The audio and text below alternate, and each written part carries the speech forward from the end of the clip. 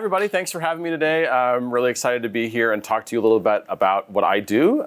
So my name is Nick Van Houten, and I am the principal lighting designer for Disney Live Entertainment, based here in Anaheim. So Disney Live Entertainment is the live entertainment production wing of Walt Disney Imagineering. Probably people have heard the name Imagineering in here. Imagineering is the design and development entity for the Walt Disney Company. They create all of the theme parks, cruises, all the experiences that you know and love around the world. We have theme parks in, of course, North America, Asia, Europe, resort in Hawaii, many of which I've supported through my career here in Anaheim. So live entertainment is what you would imagine it to be. So that could be a stage show, a fireworks show, a spectacular like World of Color, but it's also things that maybe you wouldn't expect. Parades, building those parades, rehearsing, the lighting design for those parades, which I'll talk about, and then much smaller opportunities. Much would be a character greeting, a synergy installation. It could be something that you would not normally think would be entertainment, kind of falls under that umbrella. So we're very, very busy here, especially in Anaheim, but globally as well. A lighting designer works with production teams to create immersive environments and storytelling through light. Lighting is everywhere. Lighting is the way we perceive every single thing around us, whether you acknowledge it or not. And it's a really fun, challenging career to make other people's work good or not look good, because the light really is the way which we reveal everything. So some kind of obvious things that, or maybe not obvious ways that you might think about lighting. If you go to see a concert, right, there's a lighting designer that has produced and worked with a team to come up with all the lighting equipment, where the lights would hang, how they would work with the music. Specifically, if it's a big tour, how they would move all that equipment from city to city, how many trucks it would take. That's all part of a concert kind of design workflow. Theatrical lighting design, this is the Broadway production of Wicked, which is pretty iconic for its lighting. That's, a play or a musical. Again, the lighting designer has worked with a production team to where every single light would go, how it would work with the show, how it would convey the storytelling, help tell the time of day, change the mood of the show, that kind of thing. And then architectural lighting might be something that you wouldn't necessarily perceive as being in the same kind of world, but for me it is, and I kind of get to work at the intersection of all these. This is a big obvious example of I'm sure you've all seen like a city hall or something that changes colors at Christmas time. A lighting designer was attached to that project, specifying all that equipment, how it would get programmed throughout the year. Or it might just be white light. A lighting designer lights the Washington Monument, right, which you would not think would be a super exciting dynamic thing, but a lighting designer specified all that equipment, the lensing, the color temperatures, how all that goes together. So I kind of work at the intersection of all of those things at Disney Live Entertainment in the theme park. We have bands on stages that we light like a concert. We have big theatrical productions that we would light like any other theatrical show. And then we have architectural things. We have projects where there are no performers, there's no characters, there's just a big Oogie Boogie above the entrance to California Adventure that has black light on it, and there's an LED display inside the moon that makes it look like clouds are moving. We get to do all of those things. So I kind of grew up really kind of obsessed with Disney. I will admit it. I was a huge Disney fan as a kid. And I think in my little 6th grade memory book, it says I want to do lighting at Disney, which is pretty cool.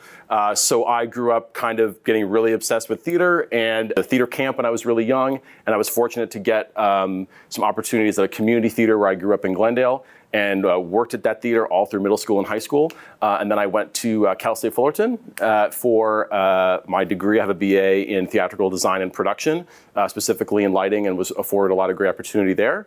And then I started working at Disney in 2009 as a technician, installing these great installations that we do. And then I've kind of worked my way up, been promoted a couple times into now this principal role just out of the pandemic. So I lead a team of 5 other designers here in Anaheim, and we support every single thing in the park that is entertainment that has lighting. So that's kind of like what I mentioned, the parades, spectaculars, fireworks, stage shows, all of our holiday overlays, all that stuff all kind of comes under the umbrella of what I do and what I manage. We all work in production teams. depending on the scale of the project. So these are just a few of the roles that we would work with. We would work under a director or a producer, kind of guiding the vision of the project, the financial constraints, the timeline, and then other creative collaborators like the music producer, the set designer, all working together to deliver the final product that you would see in the park as a guest. So I'm going to kind of work through one project just to show you kind of what my process is on a show that we did back in 2017. This is a refresh of a show that used to be called Playhouse Disney. You're all probably too old to remember Playhouse Disney, but it was the kids station, or the kids channel. It's now called Disney Junior. So this was refreshed back in 2017, and the goal was to take an existing show, an existing venue, and kind of modernize it, and with a more contemporary style, upgrade the technology, and upgrade the aesthetic of the show. So there was a lot of conversation about that, and then the art director created this, which was an original SketchUp scenic rendering of what the show would look like. We knew it would contain a lot of LED screens, LED tape, LED accents. This was kind of the final version of what was then turned into the shop drawings for the show to get built. At the same time, there would have been a concept rendering like this. This is what went out to the media. The media published this and says, hey, there's a great new show coming to California Adventure, Disney Junior Dance Party. And this is kind of the first time I saw the lighting, which is I had nothing to do with, but that's kind of how it works. We would get inspiration. Sometimes it would work the other way. Marketing would come up with material that would say, oh, well, that's kind of how this show is going to look. It's going to look great.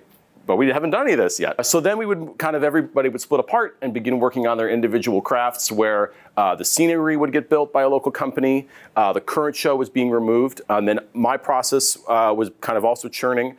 I would develop what's called the light plot. This is kind of an industry standard lighting design step. So this is a diagram that I would create that shows all of the equipment used in the show, where it's going to hang, how many of each of those fixtures. We were afforded quite a bit of new equipment on this show, so there was also procurement involved, working within budgets, sourcing all that equipment, and getting it actually installed in the theater. So moving on from that step, we would go into production. So this is during the load-in of the show. This is actually installing the scenery, installing the lighting. Then we would begin rehearsals on the stage with the cast. We would begin programming the lighting cues. So that's me working with my good friend Derek, who is the programmer of this show. There's a couple industry standard lighting control platforms that we work with, and we write all of the cues. So that's, if something is red and then it turns blue, those are light cues. Those all have time. We sync them to the music. When they should get triggered, we work through all those things during rehearsal. And then eventually we get into full-blown dress rehearsals where we're just running the show over and over with multiple casts.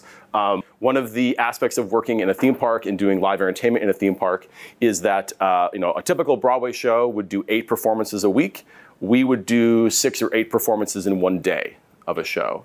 So all of the wear and tear on the equipment and on the performers all has to be considered.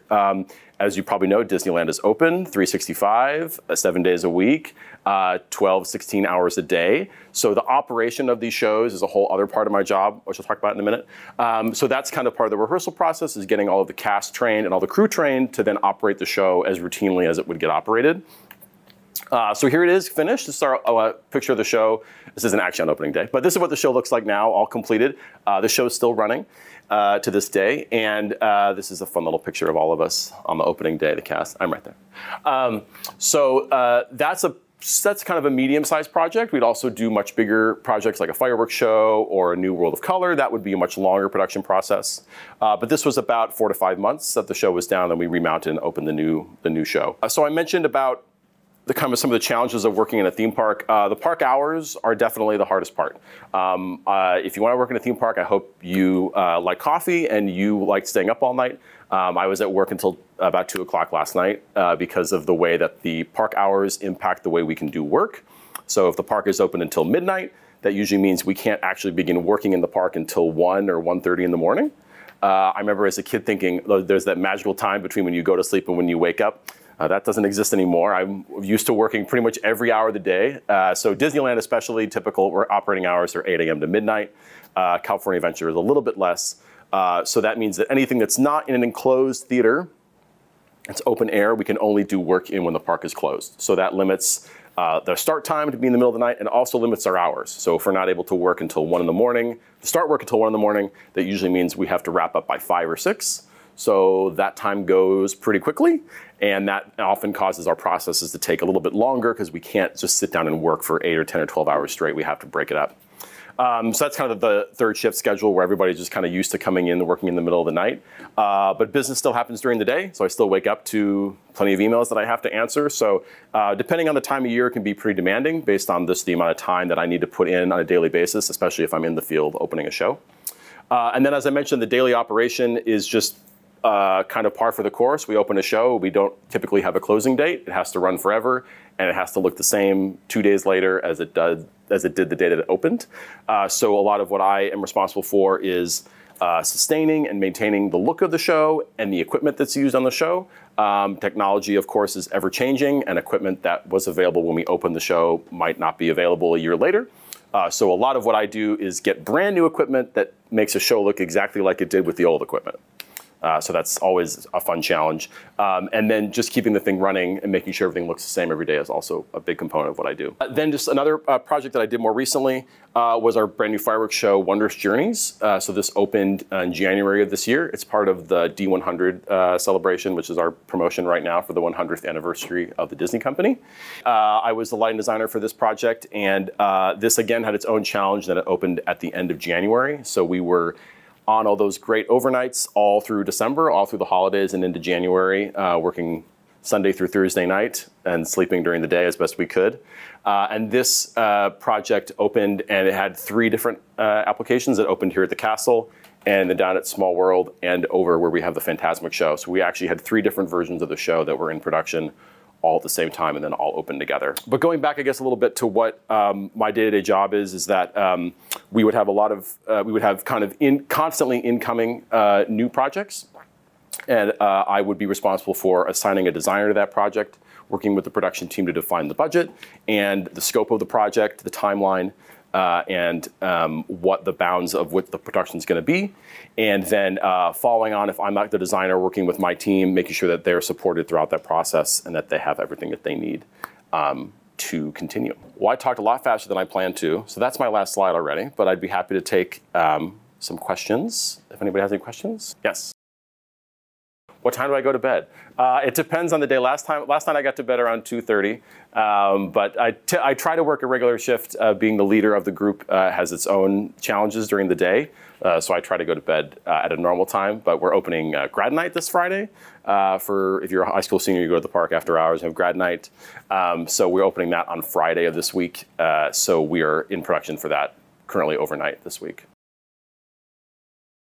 My favorite project to work on was probably a parade that we did in, we opened it in 2 parks. It was called the Paint the Night Parade, and that was a nighttime lighting parade. We opened it first in Hong Kong, so I got to spend 3 months in Hong Kong in 2014 opening that project, and then we opened it again here in Disneyland in 2016. So we did it, or 2015, so we did it twice, 2 years back to back in 2 different continents.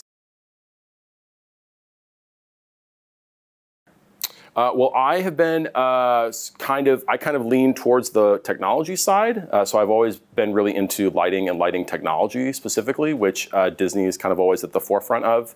I have a lot of great contacts with all the major manufacturers, so we're able to work with custom product or new product. Part of what I did last night was we hosted a vendor and looked at all of their new lights that can be used outdoors. So we work with that kind of thing a lot. As I mentioned, there's a lot of diverse categories even within lighting. So while I am the designer, there's teams that I work with such as electrical engineers. So if you're an electrical engineer, there's a lot of overlap there, especially with low voltage lighting and that kind of control, LED and that kind of stuff. So it's you can be both. You don't have to just be a designer and not understand the technology. I encourage everyone on my team to do both, and that's kind of the expectation because of the precedent that's been set many years before me of the tight relationship between Disney and technology. Yeah. On the electrical bill, I can't say I know the dollar amount, but it is definitely a lot of money. But I will say that that does kind of relate to a whole like LED energy saving initiative that is also on my plate constantly, where we are going into a venue and retrofitting the equipment to again look the same as it did when it used a light bulb, but then it will all be on LED.